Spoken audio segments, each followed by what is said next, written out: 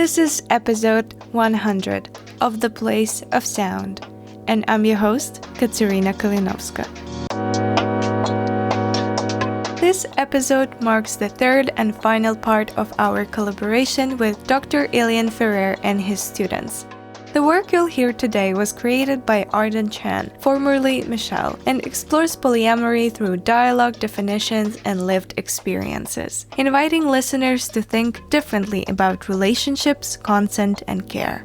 Without further ado, let's begin.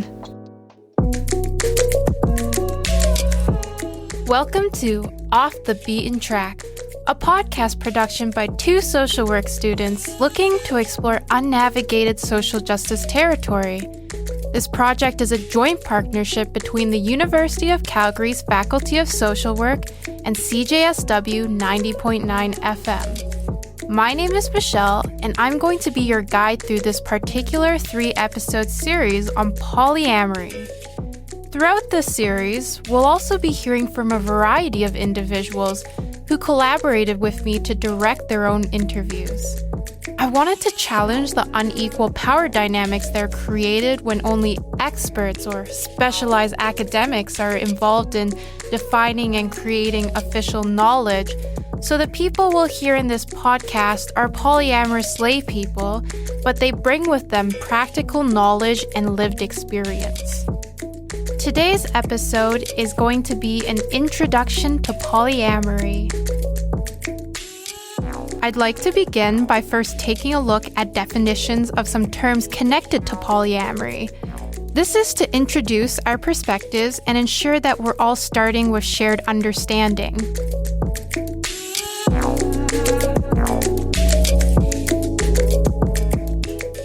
All right, so with me here today to talk a bit about what polyamory is, all the way from Ontario, we have Kaine. So can you say hi? Hey, Michelle. Thanks for having me on here.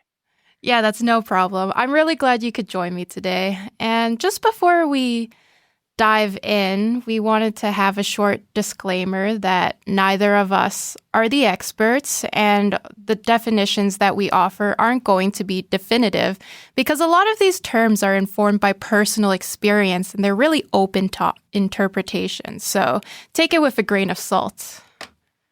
Absolutely. So what we were thinking we'd do today with our little definitions list is we'll start with terms that are more related to monogamy, and then as we move along, we'll end with terms that are closer to the non-monogamous side of the spectrum. Right, so starting with perhaps the familiar and then diving into deeper territory. So the first term is monogamy, and I think this term is really important to talk about because we take it as the norm, but we don't really think critically about it. So what do you think about monogamy? Well, I think, monogamy is kind of like the packaged relationship that's sold to us in our society. And for many people is what a relationship is. The default setting, perhaps, you could say. And it's interesting because, looking deeper into monogamy, there's actually many, many different forms of it. And even then, the definitions are personal to each relationship. Often when we get into relationships, it's rather assumed that it's monogamous, it's implicit. We don't talk about it. But even then, we think of monogamy as very strict, but there's a spectrum of permissibility, like between relationships. There might be different rules about flirting or fantasizing or speaking about attraction. So there's a lot of variability there, more so than we might think at first glance. Yeah, for sure. It's interesting even just talking about flirting because, for some couples that's okay, and that's totally just being in the world with other people. And for others, it's flirting is a really serious offense per se. And even at that level, things can get very divided. Yeah. So it's important to make sure we're on the same page. But even in monogamy, there's a spectrum. So I think that's a good segue to our next term, which is monogamish. So cute. I love that word. Yeah. So monogamish is, again, speaking to that spectrum of monogamy, where I think it's different for every couple, but it's usually a couple who operate monogamously for most of their relationship, but they're open to exceptions, or they're open to discussing non-monogamy in the future, is how I've always thought about it. Did you have anything to add to that? Yeah, for sure. I mean, it kind of goes off of what we were talking in terms of the monogamous spectrum and saying, couples might have really specific boundaries of like, oh, you can engage with other people up until this point, and then there's a boundary in terms of physical touch or time or even emotional bonding. And I think the underlying assumption there is that with the monogamish couples, I love saying that, they will, for the duration of their relationship, will always be each other's primary and each other's most important relationship. Yeah, that primary distinction is a really important one in monogamish, and the primary label is something we'll talk about in just a few minutes. So, did you want to talk about non-monogamy next? Sure. I mean, non-monogamy, kind of how we discussed, is a really broad term in terms of this whole world of relating that we're talking about. So yeah, it can be used as an umbrella term to pretty much define anything that isn't strict monogamy. Yeah, you say non-monogamy, it's really just anything that is not monogamy, and that's a really big spectrum out there. Yeah, so a couple of the things that come to mind when I think about non-monogamy would be swingings or swingers, even like threesomes, open relationships, that kind of thing. A really broad umbrella term. For sure.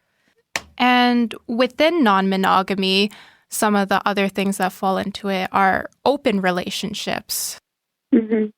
Let's speak a little bit about open relationships, which I know are becoming really popular nowadays. Like if you go on any dating site, you're bound to come across somebody who's in an open relationship. So what does that mean to you typically?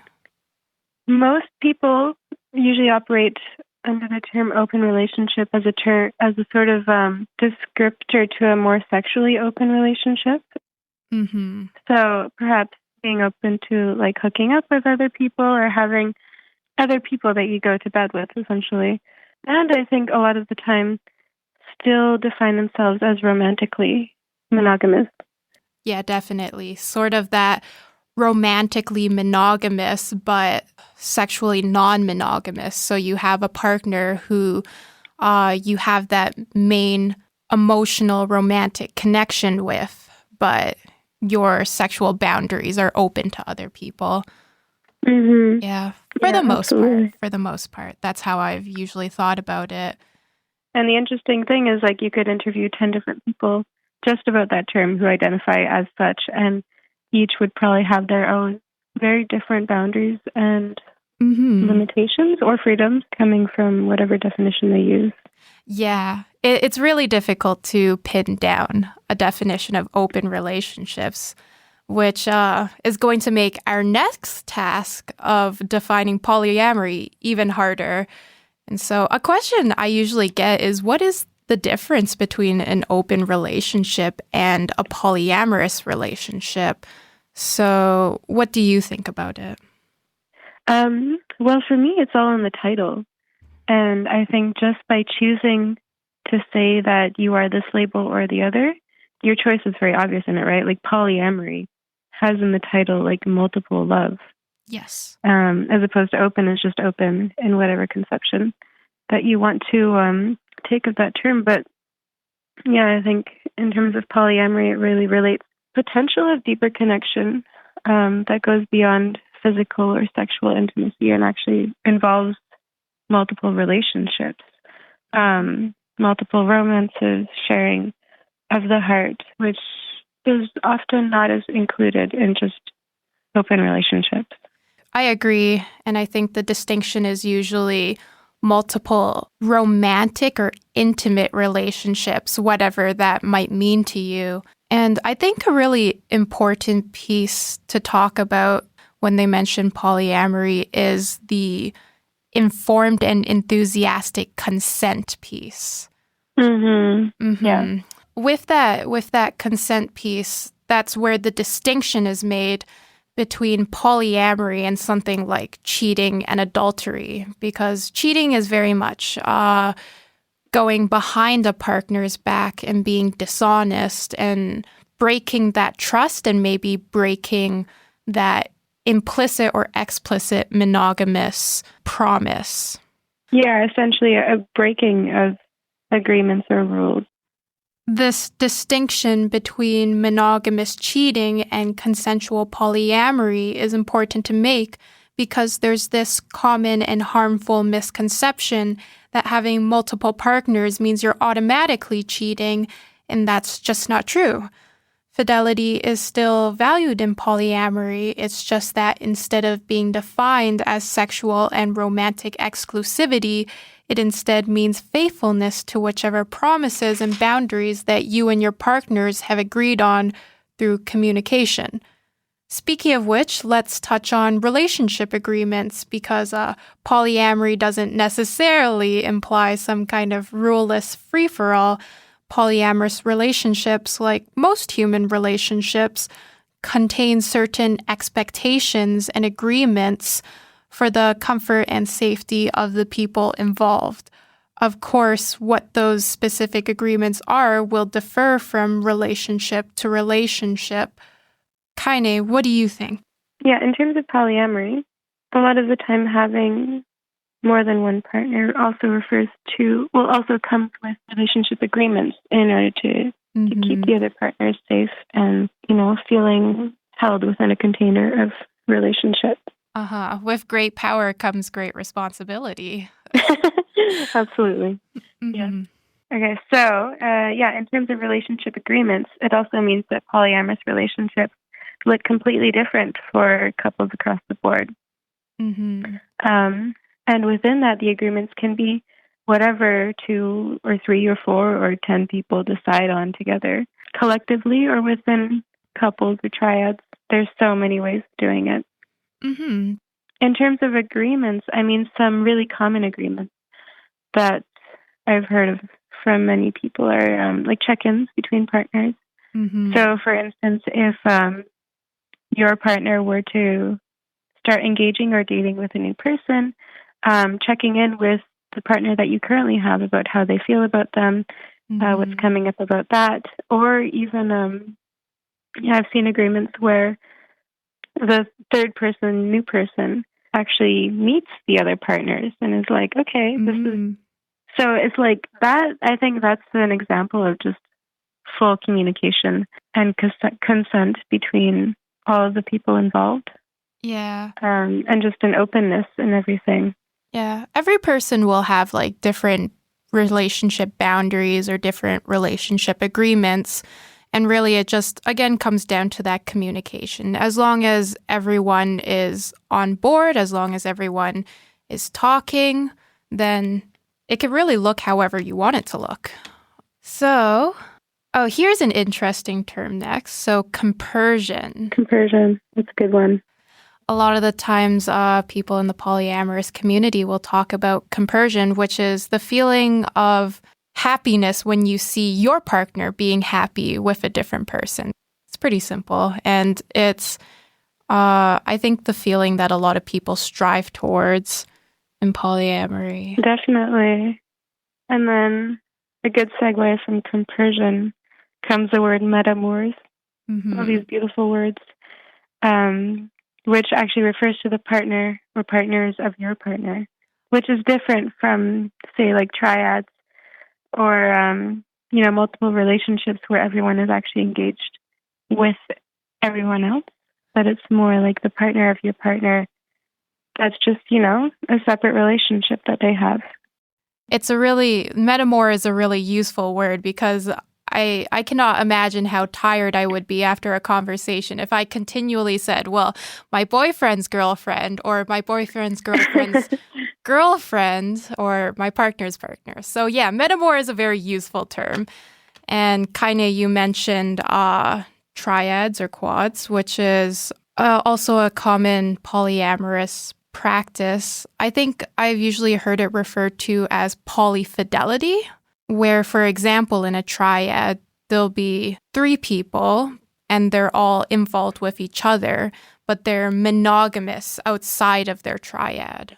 Or triads or quads or even more. Like, it could really contain as many people as you want it to contain. Right, like you're monogamous outside of your little squad. Mm-hmm. Oh, squad. That's a good word. That's a good word yeah. for it.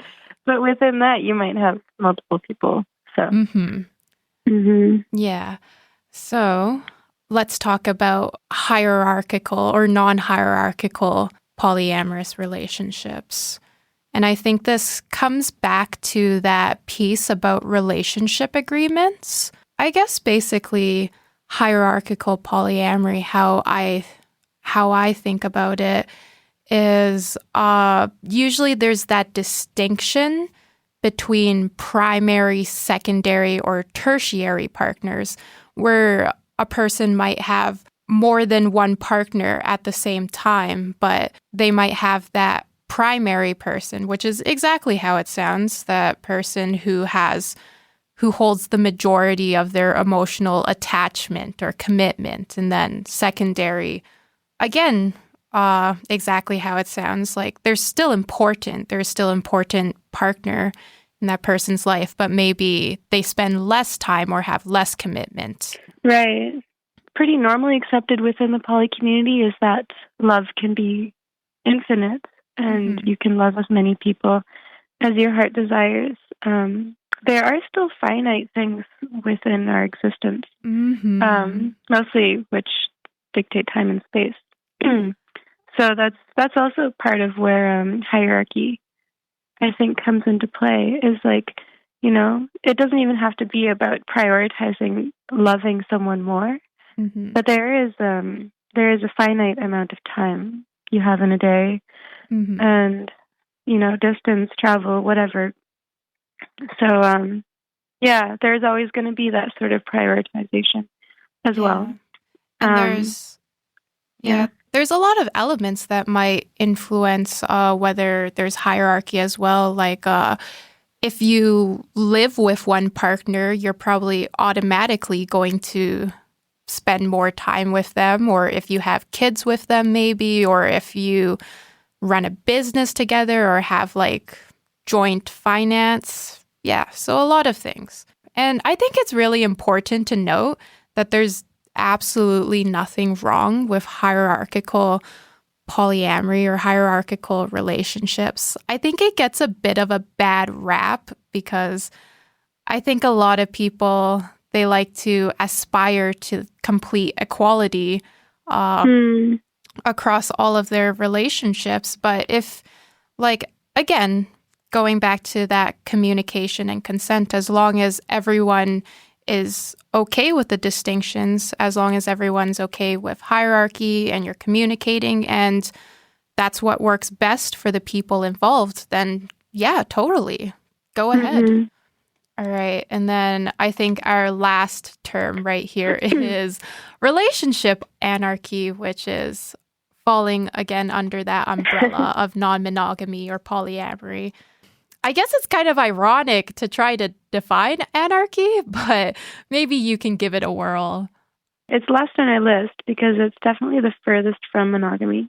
In the sense that people who define themselves as relationship anarchists often won't create explicit rules or boundaries. You can always create agreements from situation to situation, but yeah, moment to moment, it's more a commitment to living through, that person's specific morals or ideals, but not actually committing themselves to any one or two or multiple people. Very much that lack of rules. That doesn't mean lack of communication, of course. Right, and it doesn't imply lack of integrity either. Yeah, of course. Relationship anarchy is about autonomy and self-management and letting go of the need to control a partner while rejecting hierarchy and prescriptive norms that dictate what a relationship should look like. And an interesting thing I read once is that relationship anarchy doesn't make a huge distinction between types of relationships. So romantic, sexual, platonic, friendships, all of these, they reject relationship labels and the expectations that come with these labels. So intimacy doesn't necessarily include sex or romance, and relationships that do include these elements aren't valued more highly than platonic ones. Really, it seems to me that relationship anarchy is just about fluidity and taking relationships how they come, which I think is really beautiful. So that brings us to the end of our non-comprehensive list of terms connected to polyamory. And Kaine, I just wanted to thank you again for taking the time to speak to me about this. I really appreciate your insight and your willingness to participate. And I think I learned a lot from this, and I really appreciate the process. So thank you. Yeah, my pleasure. Thank you.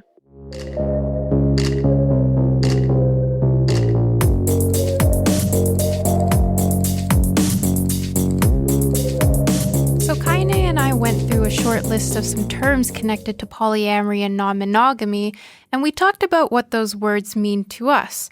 And hopefully that's provided everyone with more insight so that we'll be on the same page for this episode and the subsequent episodes in this series.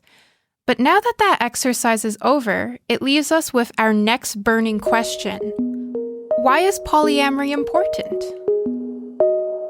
We can start to answer this by taking a look at the personal level.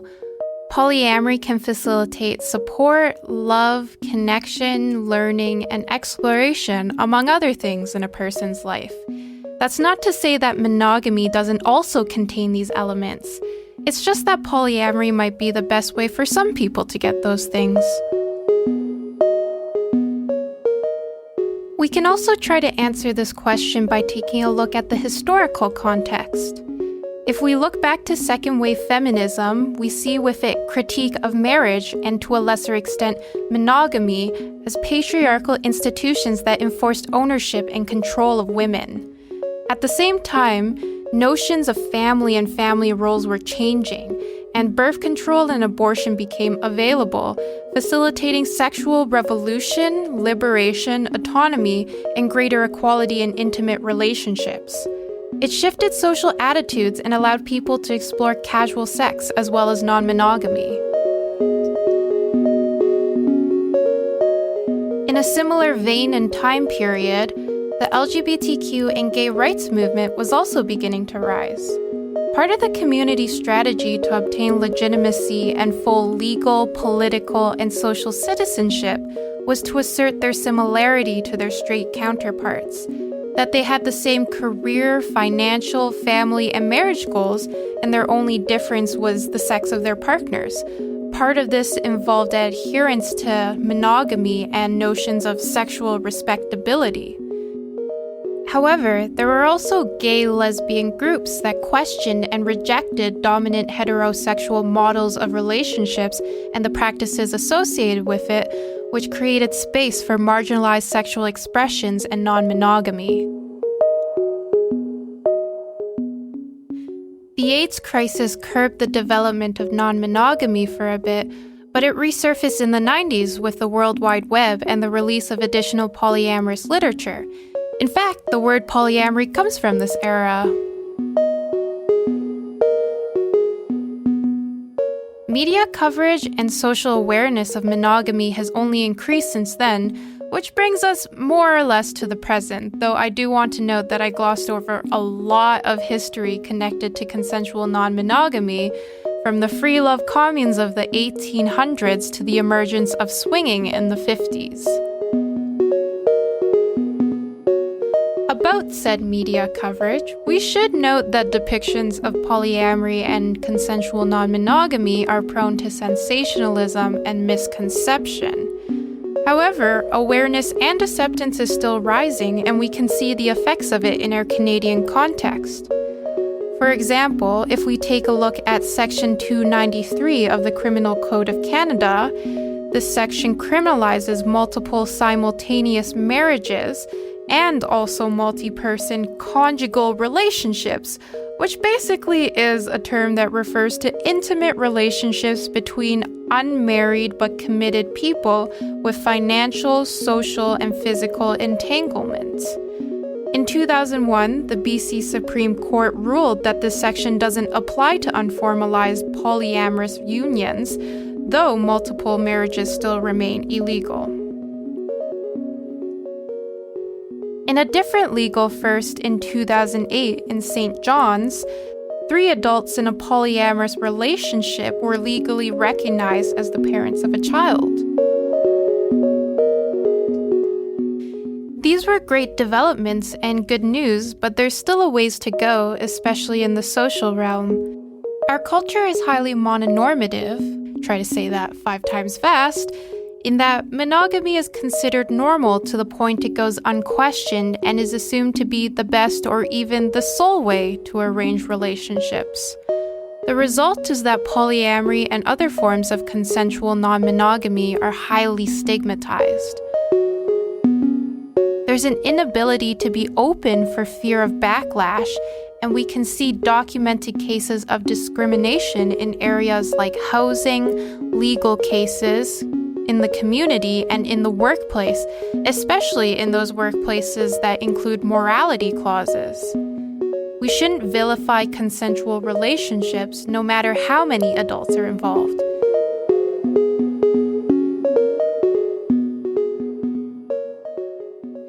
As social workers, we work with people in all types of relationship and family structures, yet considerations of polyamorous and non-monogamous relationship styles is missing. This may result in further perpetuating the aforementioned discrimination and unintentionally harming clients. It's important to acknowledge different types of relationships and to become aware of biases surrounding them so that we may better serve clients. So with that brings us to the end of the first episode of this podcast series on polyamory. I just wanted to thank you for taking the time to listen. It's been a real process and a journey for me. And I just wanted to end with some of my hopes for this podcast.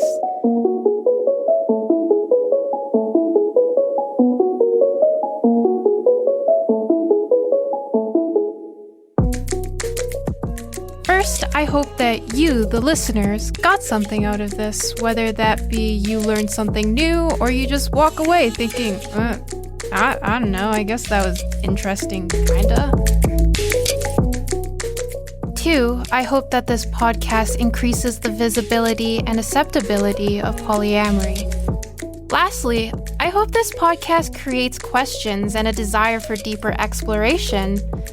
I know we've barely dipped our toes into the water over this past half an hour, and there's so much that I wanted to include: intersections, orientation versus practice, and privilege and elitism within the polyamorous community among them. I leave that instead to you, and thank you for listening, and I hope you can join in on the other 2 episodes in this podcast series. One will be on polyamorous narratives, and our last episode of the series will be on polyamory and kink. Hope to see you next time! Thank you, Arden Chan, for sharing this work with us. The rest of the series is available on our website. Thanks for listening, and we'll be back in 2026. Bye now!